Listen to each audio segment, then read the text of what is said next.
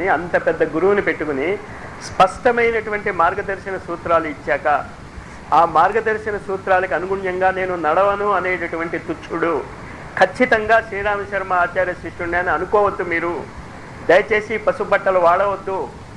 తప్పు చేస్తున్నారు మీరు.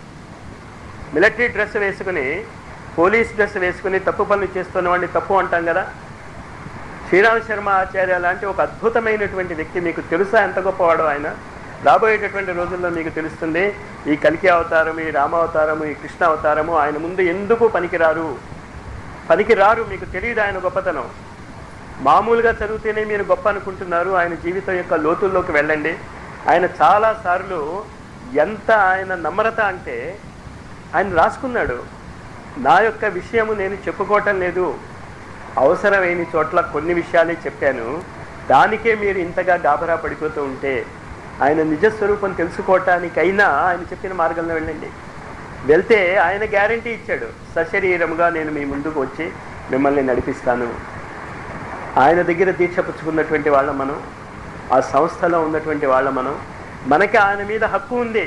అందుకు ఆయన వీలునామా అన్నాడు. వీలునామా ఎవరికి రాస్తాడు? బయట వాళ్ళకి రాయడు కదా. మీ యొక్క వారసత్వము నా వీలునామా. వారసత్వం ఏంటి మంది? ఈ ఋషుల యొక్క జ్ఞానము. వీలునామా ఏంటి? ఆ జ్ఞానాన్నంతా కూడా నేను మీకోసం సంపాదించి అక్కడ పెట్టాను, నువ్వు వాడుకోండి అయ్యా బాబు. ఎలా వాడుకోవాలో దాని గురించి నేను మాట్లాడుతున్నాను. మొట్టమొదటిది 24 లక్షల గాయత్రి మంత్ర జపము మేము మా ఏరియాలో చేయిస్తాము ప్రతి నెల. అసంభవము కాదు అది. మొదటి దీక్ష తీసుకోండి, రేపు రాసుకోండి. ఈ దీక్ష మేము తీసుకుంటాము, మేము చేయిస్తాం అనుకున్న వాళ్ళు నోట్ చేసుకోండి అది. కానీ నా ఆవేదన అర్థం చేసుకోండి, ఆ బాధ. ఒక అద్భుతమైనటువంటి వ్యక్తి పుట్టి మన మధ్యన జీవిస్తూ 200 సంవత్సరాల వరకు నేను మీకు అవైలబుల్. కేవలము నా భౌతిక శరీరాన్ని నేను ఎందుకు వెనక్కి తీసేసుకున్నాను అంటే, తెరమరుగు చేసేసుకున్నాను అంటే, మీరు మా భౌతిక శరీరాన్ని ఉపయోగించుకోలేకపోతున్నారు. చాలా స్పష్టంగా చెప్పారు ఆయన. చదవండి. ఆయన పంచకోశ సాధన చేసే ముందు ఆయన రాసింది, నేను వదిలి వెళ్ళటం లేదు మిమ్మల్ని, నేను ఏమీ ఈ భౌతిక జగత్తును వదిలి వెళ్ళలేను. గాంధీ గారు లాగే స్వాతంత్రం వచ్చాక పోయాడు, కానీ ఆయన అంతకుముందు పోలేదు. 125 సంవత్సరాలు ఉంటానంటే ఉంటారా నువ్వు? స్వాతంత్రం ఇచ్చేసావు చాలే అని ఎవడో గుండేసి కొట్టేశాడు. లేకపోతే ఆయనే వెళ్ళేవాడు కాదు. మనం గుండేసి కొట్టేయకుండా ఆయన తెరమరుగైపోయాడు.